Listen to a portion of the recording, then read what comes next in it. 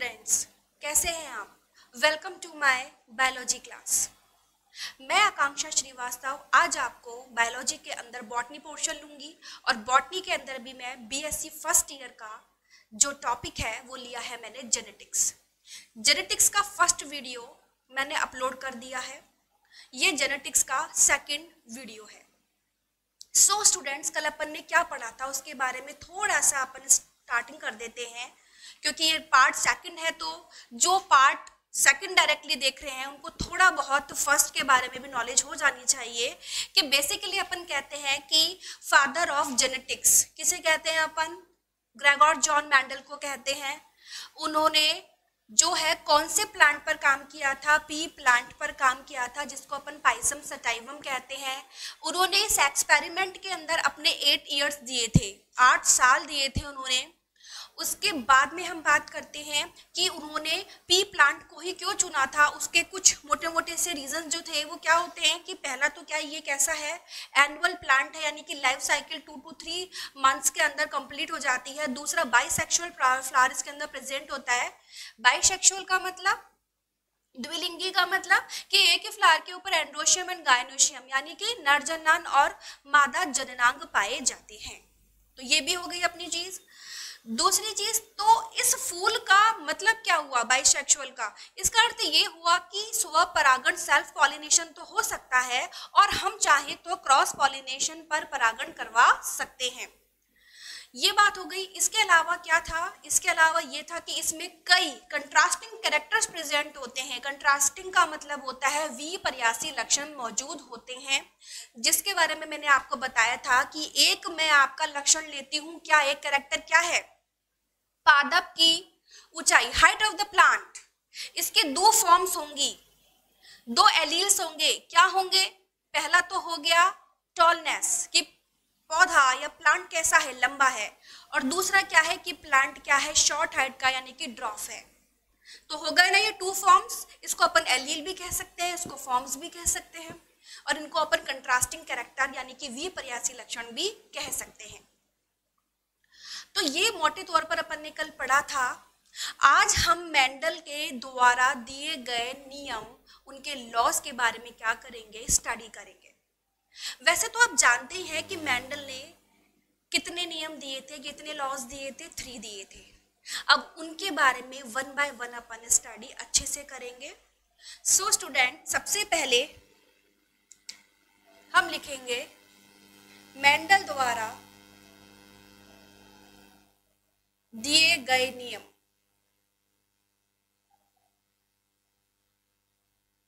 Mendel द्वारा दिए गए नियम। तो सबसे पहले हम बात करते हैं पहला नियम, जिसको अपन बोलते हैं लॉ ऑफ डोमिनेंस। क्या बोलते हैं स्टूडेंट्स? लॉ ऑफ डोमिनेंस, जिसको हम हिंदी में बोलते हैं प्रभाविता का नियम।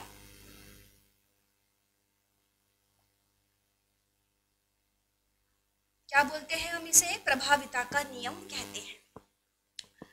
प्रभाविता का नियम समझने से पहले हमें इतना तो पता होना चाहिए कि जब हम कंट्रास्टिंग कैरेक्टर्स की बात कर रहे थे तो उसमें एक तो होता है डोमिनेंट कैरेक्टर यानी कि प्रभावी लक्षण, और दूसरा क्या होता है? रिसेसिव, जिसको अपन बोलते हैं अप्रभावी लक्षण।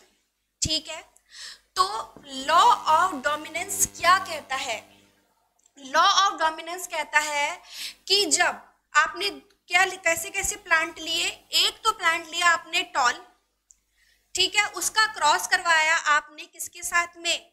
ड्रॉफ, यानी कि जो छोटी हाइट वाला प्लांट है उसके साथ में। तो F1 पीढ़ी में जो आपको प्लांट मिलेगा, जो पौधा आपको मिलेगा वो कैसा होगा? तो F1 पीढ़ी में जो आपको पादप मिलेगा या प्लांट मिलेगा, सीधी सी बात है उसके अंदर प्रभावी लक्षण ही मौजूद होंगे। यानी कि जो F1 पीढ़ी में आपको पौधा मिलेगा वो कैसा होगा? लंबा ही होगा। तो आप इसे क्या बोलेंगे? आप इसे बोलेंगे, कौन सा है ये? प्रभाविता का नियम, क्योंकि प्रभावी लक्षण ने क्या दिखाया बेटा? अपना प्रभाव दिखाया है। तभी तो साथ में दूसरा भी तो मौजूद था ना, अप्रभावी लक्षण, लेकिन वो क्या हो चुका है, वो लक्षण खत्म हो चुका है, मतलब उसने अपना प्रभाव ही नहीं दिखाया, अपने आप को एक्सप्रेस ही नहीं किया। तो उसको अपन क्या बोलेंगे कि ये कौन सा नियम कहलाता है, प्रभाविता का नियम, यानी कि लॉ ऑफ डोमिनेंस। तो लॉ ऑफ डोमिनेंस में अब अपन को लिखना तो है, क्योंकि थ्योरी तो आपको नोट्स में मिल ही जाएगी आराम से, तो उसको अपन एक्सप्रेस कैसे करेंगे, लिखेंगे कैसे, तो सीधी सीधी सी बात है कि लिखना तरीके से पड़ेगा। शॉर्ट में ऐसे बना दिया T T not small T, ऐसे नहीं चलेगा, बिल्कुल तरीके से स्टेप बाय स्टेप समझेंगे आप कि सबसे पहले आपको क्या लिखना पड़ेगा, जनक पीढ़ी लिखनी पड़ेगी। तो आप यहाँ पर क्या लिखेंगे बेटा, जनक, यानी कि पेरेंट, जनक को पेरेंट ही बोलते हैं। साथ ही साथ में आपको यहाँ पर यह भी लिखना पड़ेगा कि कौन सा प्रभावी है और कौन सा अप्रभावी है। तो आप यहाँ पर लिखेंगे सबसे पहले प्रभावी लक्षण, और दूसरा लिखेंगे आप यहाँ पर अप्रभावी लक्षण। नेक्स्ट हम बात करते हैं स्टूडेंट कि जनक, जो पेरेंट्स आपने लिया है, तो प्रभावी लक्षण में यानी कि डोमिनेंट कैरेक्टर आपने क्या लिया था, आपने लिया था कैपिटल टी, और आपने रेसेसिव कौन सा लिया था, small T and small T. Clear है? कोई भी जो आपने लक्षण लिया है एकदम से क्रॉस नहीं हो जाएगा, तो सबसे पहले आपको उसके अंदर मेयोसिस यानी कि अर्धसूत्री विभाजन करवाना पड़ेगा, क्योंकि जब तक आप मेयोसिस यानी कि अर्धसूत्री विभाजन नहीं करवाएंगे तब तक युग्मकों का निर्माण नहीं होगा, कह सकते हैं कि गैमीट्स का फॉर्मेशन नहीं होगा। तो गैमीट्स का फॉर्मेशन करने के लिए तो सबसे पहले आपको मेयोसिस यानी कि अर्धसूत्री विभाजन लिखना पड़ेगा।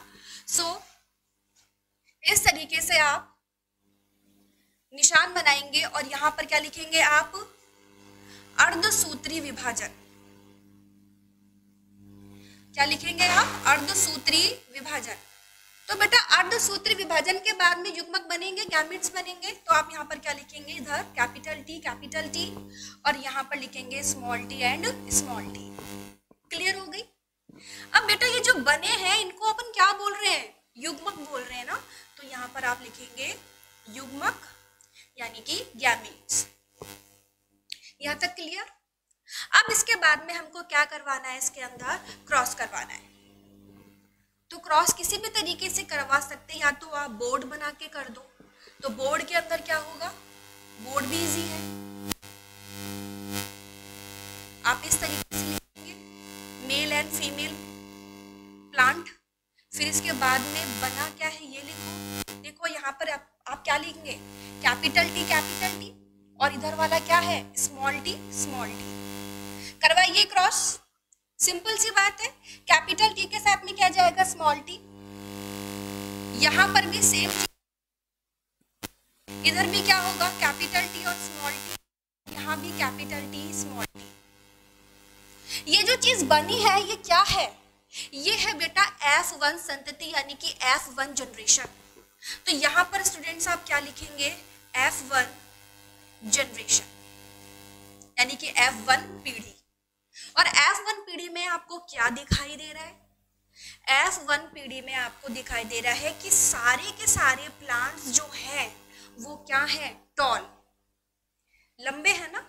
और हमारा जो नियम था लॉ ऑफ डोमिनेंस क्या कहता है कि जब प्रभावी लक्षण कौन सा, लंबा, उस पौधे का आपने बौने पौधे के साथ में क्रॉस करवाया तो F1 पीढ़ी में जितने भी प्लांट्स आपको मिलेंगे सब लंबे होंगे। क्यों?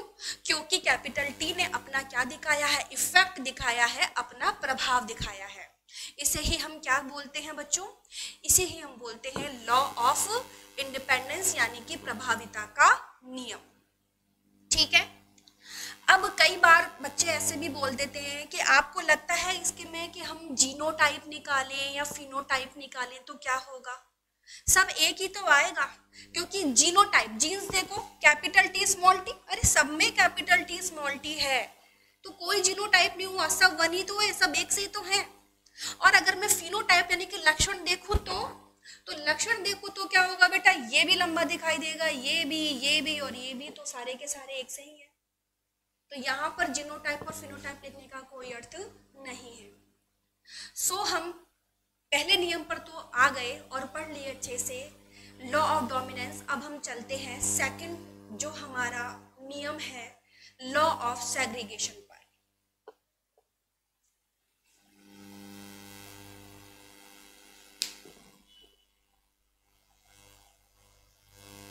लॉ ऑफ सेग्रीगेशन क्या बोलते हैं हम इसे हिंदी में? इसको हम हिंदी में बोलते हैं पृथक्करण का नियम। क्या बोलते हैं बेटा? पृथक्करण का नियम। पृथक्करण जो है यानी कि सेग्रीगेशन है, जो चीज अलग हुई है वो क्या अलग हुई होगी? सीधी सीधी सी बात है, कैरेक्टर्स ही तो अलग हुए होंगे। तो हमारा जो नेक्स्ट हमारा नियम है वो कौन सा है? सेकंड है लॉ ऑफ सेग्रीगेशन, जिसको हम क्या बोलते हैं बेटा? पृथक्करण का नियम। ठीक है। अब पृथक्करण के नियम में क्या हुआ? पृथक्करण के नियम में जो F1 पीढ़ी है, F1 जनरेशन है, उससे जो प्लांट यानी कि पौधे आपको प्राप्त हुए उसमें क्या करवाना है? सेल्फ फर्टिलाइजेशन, क्रॉस करवाना है आराम से। तो F1 पीढ़ी में, F1 जनरेशन में जो प्राप्त प्लांट थे, पौधे थे, उन्हीं के बीच में ही हम क्या करवा देंगे? रिप्रोडक्शन करवा देंगे। तब हमारे पास में कौन सी पीढ़ी आएगी? F2 पीढ़ी आएगी। और जब अपन यहाँ पर रिजल्ट निकालेंगे तो हम देखेंगे कि F2 पीढ़ी के अंदर सारे लक्षण अलग हो गए, यानी कि आपको बॉला भी प्लांट मिलेगा, यानी कि ड्राफ्ट प्लांट भी मिलेगा, आपको टॉल प्लांट भी मिलेगा, और आपको हाइब्रिड दोनों का वो प्लांट भी मिलेगा। और लक्षण तो हमारे दो ही थे ना, कौन कौन से? प्रभावी कौन सा था? टॉल। और अप्रभावी कौन सा था? हमारा ड्राफ्ट यानी कि बॉला पौधा। तो अब देखिए इसके अंदर भी आपको बेटा सेम वैसे ही करना है जैसे अपन ने फर्स्ट में किया था। वही आप यहाँ पर क्या लिखेंगे? जनक। और जनक के लिए लिखेंगे P। ठीक है। F1 में आपको क्या प्राप्त हुआ था? Capital T small t and again capital T small t। अब इसके बाद में अगेन इसके अंदर क्या होगा? अर्धसूत्री विभाजन यानी कि मेयोसिस। यहां पर लिखेंगे आप अर्धसूत्री विभाजन। अर्धसूत्री विभाजन के बाद क्या बनेंगे बेटा? युग्मक यानी कि गैमीट्स। क्या बनेंगे? कैपिटल T स्मॉल t और कैपिटल T स्मॉल t। ठीक है। अब इसके अंदर अपन क्या करवाएंगे? क्रॉस करवाएंगे। तो क्रॉस करवाने के लिए आप वही बोर्ड बनाएंगे जैसा मैंने आपको पिछली बार बताया था। यहां पर तो लिखेंगे मेल प्लांट और फीमेल प्लांट। अब कौन सा लिया आपने character? Capital T small t, और यहां पर भी आप क्या लिखेंगे? Capital T small t। Simple. अब कैपिटल T को कैपिटल T के साथ में हमको क्या करवाना है? क्रॉस करवाना है। तो क्या आएगा? Capital T capital T। अब ये कैपिटल T स्मॉल t के साथ में जाएगा तो कैपिटल T स्मॉल t आएगा। अब ये वाला स्मॉल t कैपिटल T के साथ में जाएगा तो कैपिटल T स्मॉल t आएगा, और ये स्मॉल t से स्मॉल t के साथ में क्रॉस करेगा, क्या आएगा? Small t small t। आगे आपको समझ में? तो यहाँ पर आप देखेंगे कि जो F1 जनरेशन में देखा था आपने वैसा कुछ F2 के अंदर दिखाई दे नहीं रहा, बिल्कुल नहीं दिखाई दे रहा। कैरेक्टर्स क्या हो जाएंगे? अलग अलग हो जाएंगे। कैसे हो जाएंगे? देखिए जो कैपिटल T है ये तो कैसा हो गया? हमारा शुद्ध लंबा प्लांट। ठीक है, जिसको अपन टॉल प्लांट बोलते हैं, और वो भी कैसा है? Pure tall plant. नेक्स्ट बात करते हैं स्मॉल t की। ये क्या है? शुद्ध बौना प्लांट। कैसा है? शुद्ध बौना। तो शुद्ध बौना प्लांट है यानी कि प्योर ड्राफ्ट प्लांट। अब हम बात करते हैं किसकी, इसकी और इसकी। तो कैपिटल टी और स्मॉल टी ये कैसा है, ये हमारा है हाइब्रिड टॉल यानी कि संकर लंबा।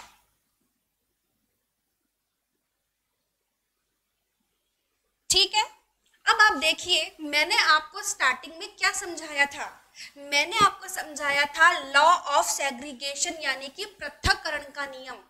और मैंने आपको बताया था पृथक्करण का नियम क्या कहता है कि भाई जब इसमें आप टेस्ट करेंगे, जब क्रॉस होगा तो जो टॉल प्लांट अलग, ड्राफ्ट प्लांट अलग और हाइब्रिड टॉल अलग से दिखेगा आपको। तो कैरेक्टर्स अलग हुए कि नहीं हुए ना, बिल्कुल। तो इसीलिए इसको क्या बोलते हैं अपन, लॉ ऑफ सेग्रीगेशन या फिर पृथक्करण का नियम कहते हैं। हाँ, अब यहाँ पर आपको दो इंपॉर्टेंट चीज जो है वो निकालनी पड़ेगी। क्या निकालनी पड़ेगी, जीनोटाइप एंड फिनोटाइप। तो हम सबसे पहले बात करते हैं किसकी, जीनोटाइप की।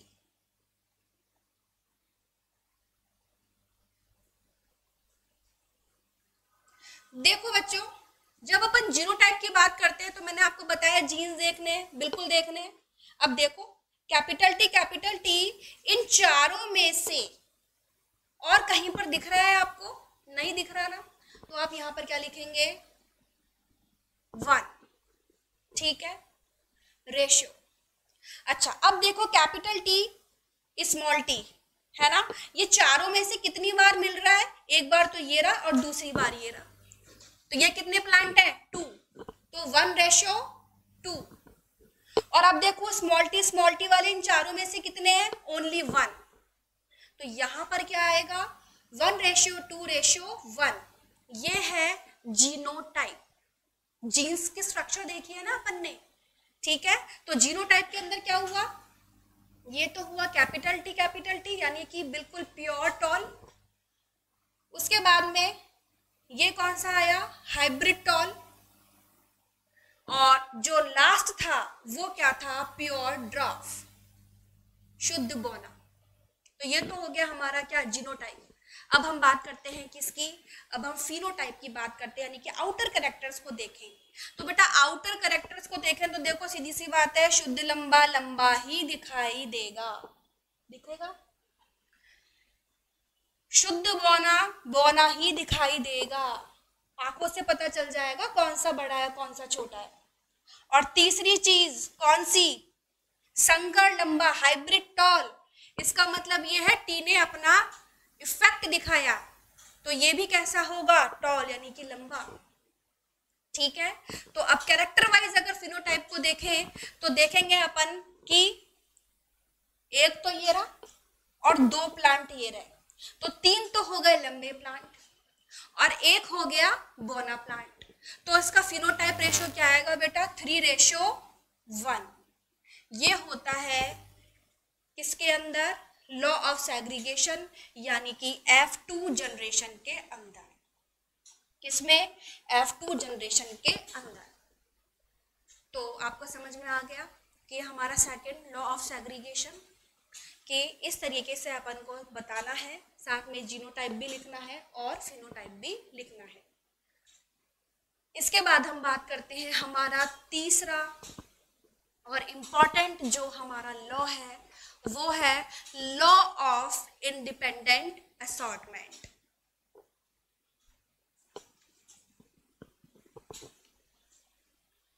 लॉ ऑफ इंडिपेंडेंट असॉर्टमेंट क्या कहता है, देखो इंडिपेंडेंट का मतलब क्या होता है, इंडिपेंडेंट का मतलब होता है स्वतंत्र, ठीक है ना। स्वतंत्र अपव्यूहन का नियम, इसका नाम क्या है, स्वतंत्र अपव्यूहन का नियम, जो हमारा तीसरा लॉ है। लिखेंगे इसको अपन अच्छे से, आप भी लिखेंगे। थर्ड है हमारा लॉ ऑफ इंडिपेंडेंट असॉर्टमेंट, यानी कि स्वतंत्र अपव्यूहन का नियम।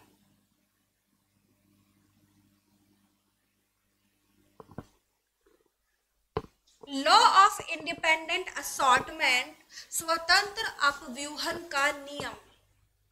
इसको पढ़ने से पहले दो टर्म्स को मैं क्लियर करना चाहूंगी, और वो टर्म्स है एकल संकर क्रॉस और द्विसंकर क्रॉस, जिसको अपन क्या बोलते हैं, मोनोहाइब्रिड क्रॉस और डाईहाइब्रिड क्रॉस। पहले इसको क्लियर करते हैं। अपन बात करते हैं एकल संकर क्रॉस यानी कि मोनोहाइब्रिड क्रॉस। मोनो का मतलब क्या होता है, वन। एकल का मतलब क्या होता है, वन, यानी कि ओनली वन कंट्रास्टिंग कैरेक्टर्स को लेकर आपने उनकी क्या करवाई है, क्रॉस करवाया है उनके अंदर। तो आप इसे क्या बोलेंगे, क्योंकि एक ही कैरेक्टर लिया ना आपने, कौन सा लिया था, हमने तो लिया था height of the plant, tallness and dwarfness. उसी को लेके अपन ने F1 और F2 जनरेशन निकाली थी। तो इसे हम बोलेंगे एकल संकर क्रॉस यानी कि मोनोहाइब्रिड क्रॉस। नाउ नेक्स्ट हम बात करते हैं किसकी, हम द्विसंकर क्रॉस की यानी कि डाई हाइब्रिड क्रॉस की बात करते हैं। तो डाई का मतलब क्या हो गया, यानी कि द्वि का मतलब दो। अब अपन को दो विपर्यासी लक्षण लेंगे और उन दो विपर्यासी लक्षणों के मध्य हम क्रॉस करवाएंगे और उसके परिणामों को देखेंगे। तो हमारा जो तीसरा लॉ है कि लॉ ऑफ इंडिपेंडेंट असॉर्टमेंट, ये द्विसंकर यानी कि डाई हाइब्रिड क्रॉस पर आधारित है। ठीक है, जिसको अपन पढ़ते हैं अभी।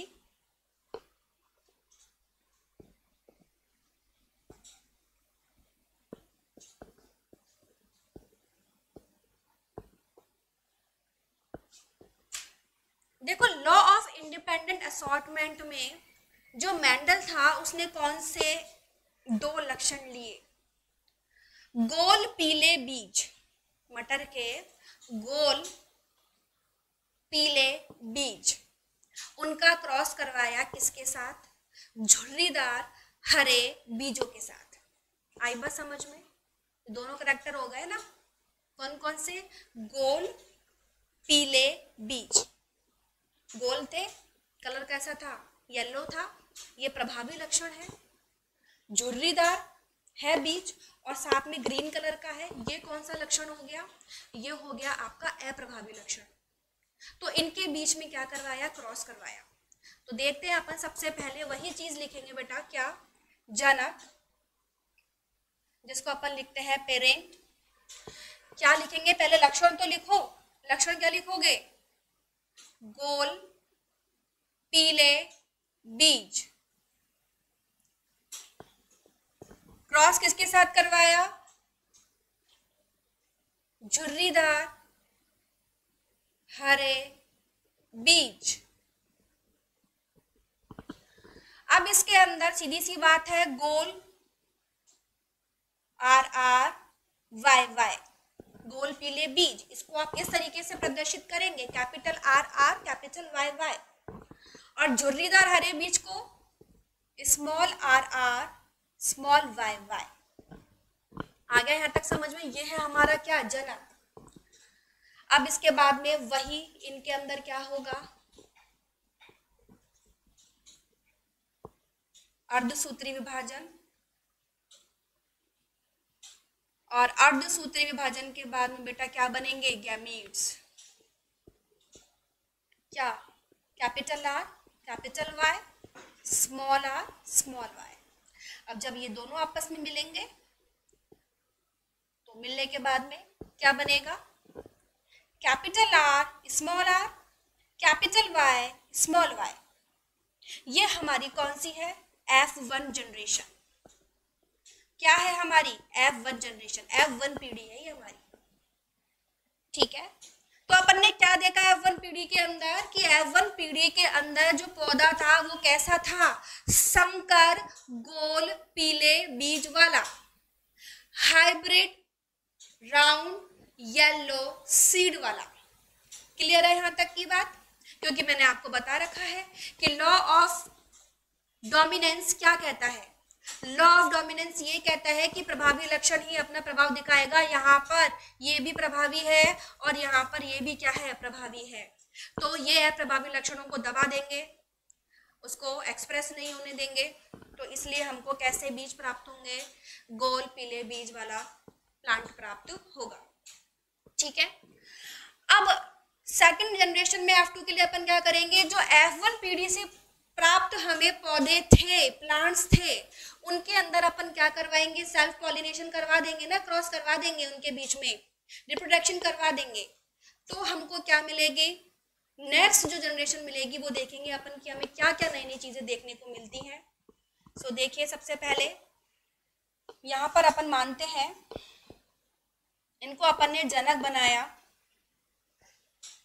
ठीक है, capital R, small R, capital Y, small Y, वही capital R, small R, capital Y, small Y.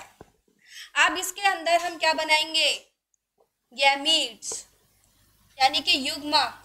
कितने प्रकार के युग्मक बनेंगे, 4 कैसे, देखो, कैपिटल आर के साथ में कैपिटल वाई, क्लियर है।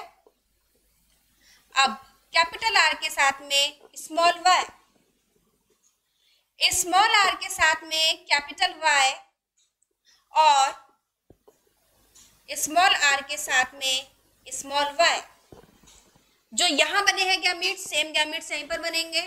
कैसे, कैपिटल आर के साथ में कैपिटल वाई, कैपिटल आर के साथ में स्मॉल वाई, स्मॉल आर के साथ में कैपिटल वाई और स्मॉल आर के साथ में स्मॉल वाई।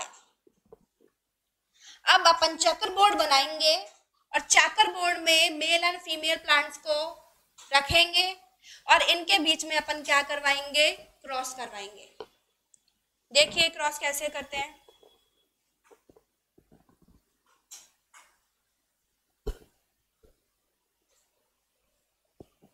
चेकर बोर्ड तो आपको बनाना आता होगा आराम से, 10th में भी था, 12th में भी था, तो इजीली सबको चेकर बोर्ड बनाना आता है। आई थिंक कैरेक्टर वगैरह भी बहुत अच्छे तरीके से आते होंगे।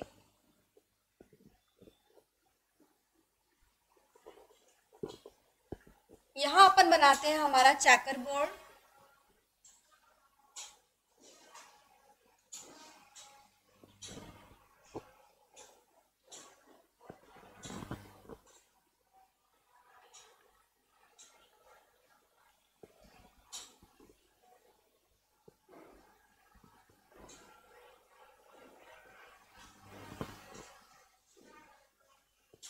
यहाँ पर मेल एंड फीमेल प्लांट बनाएंगे।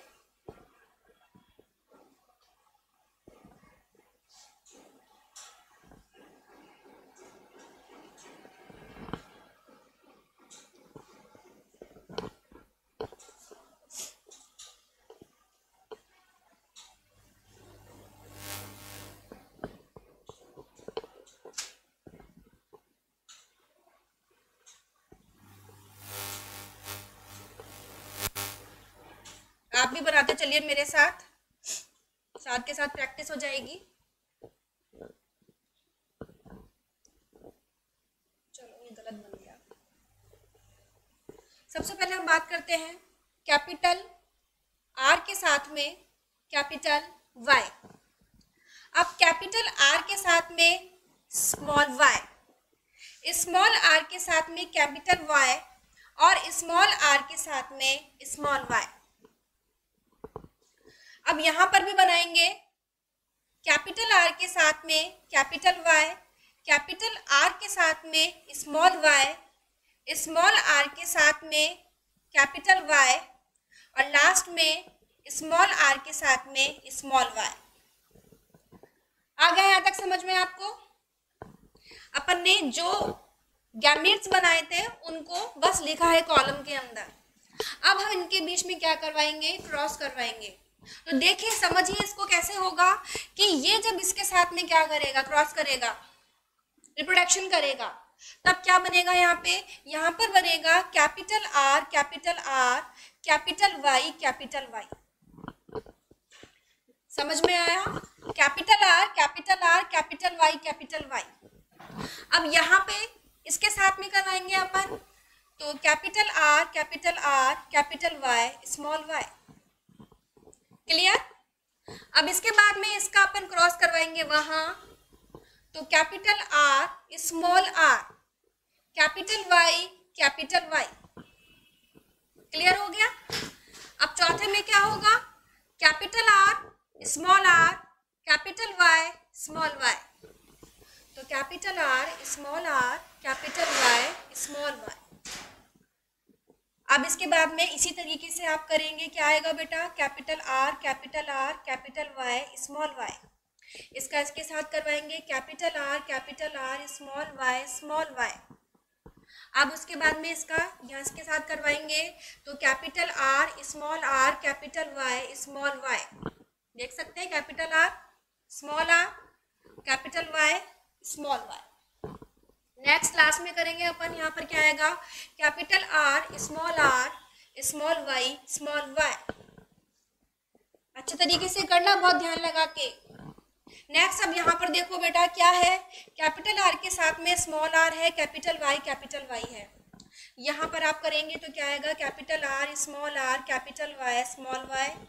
Now small R capital Y और small R capital Y small Y.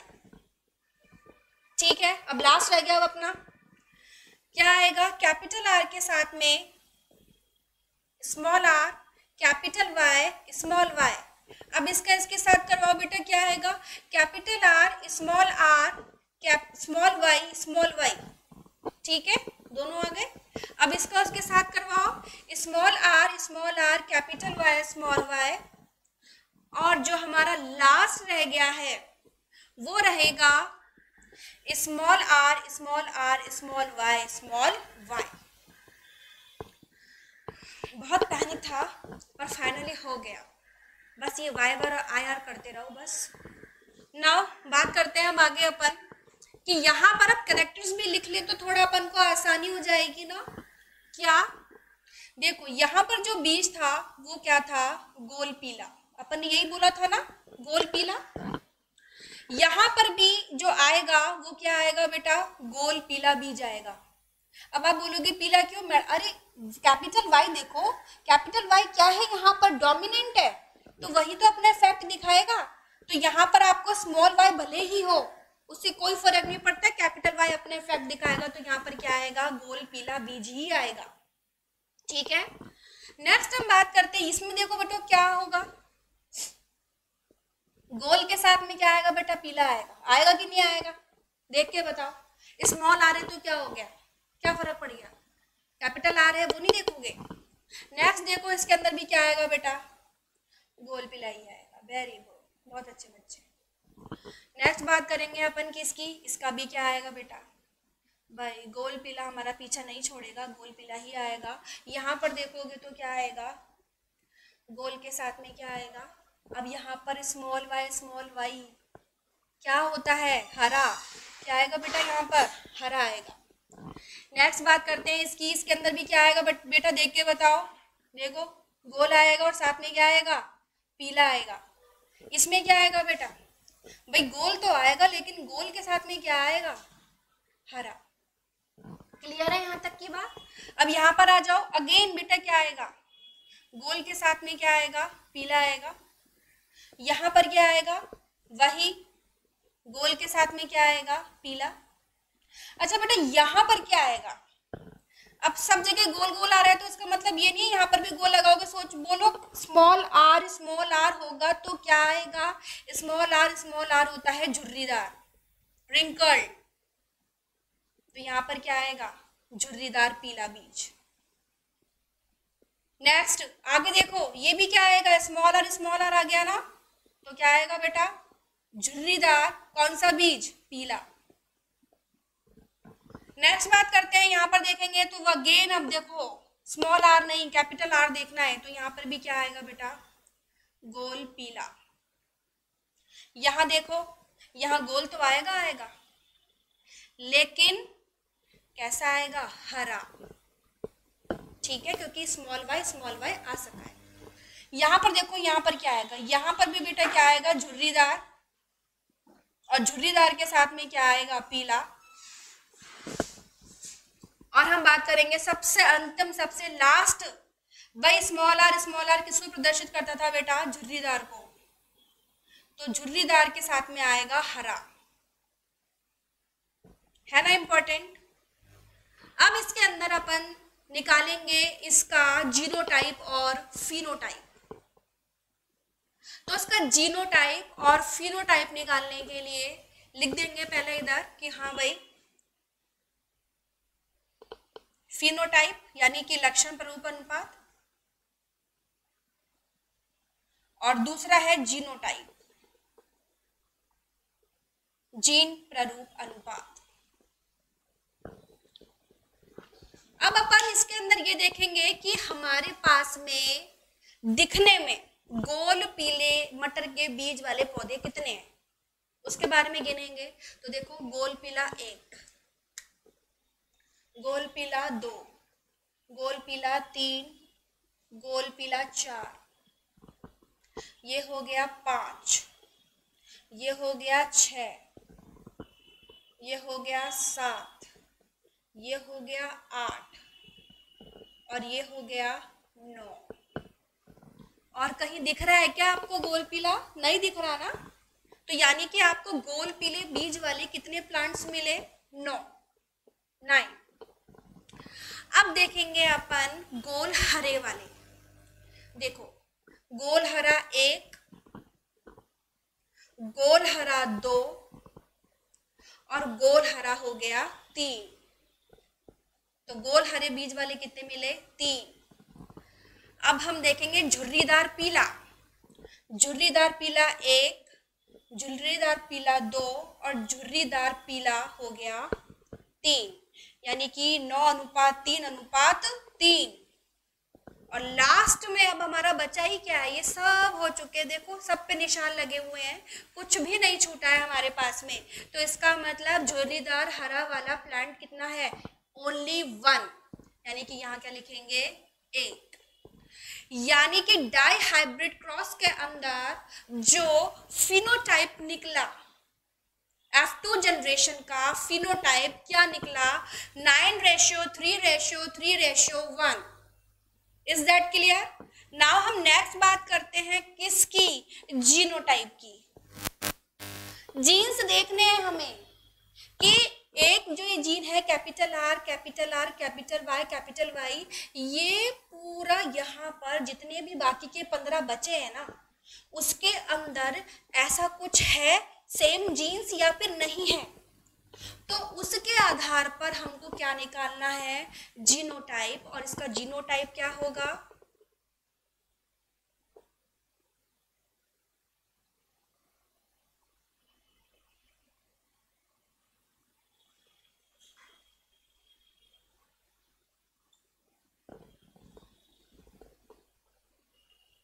ये मैंने लिख दिया है।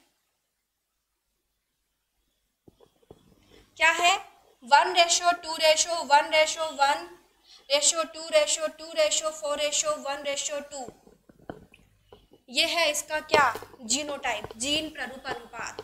सिंपल सी भाषा में 121, 122, 412 याद कर लेना। 121, 122, 412, ये हो गया इसका जीनोटाइप। ये तो मैंने ऐसे बता दिया, लेकिन आपको तो अगर आप एक एक बार देखना, घर में बैठे हो आराम से देखो इसको कि वास्तव में ये टैली होता भी है कि नहीं है। तो ये हो गया हमारा कौन सा? जीनोटाइप। किसका? F2 जनरेशन का। किसका बेटा?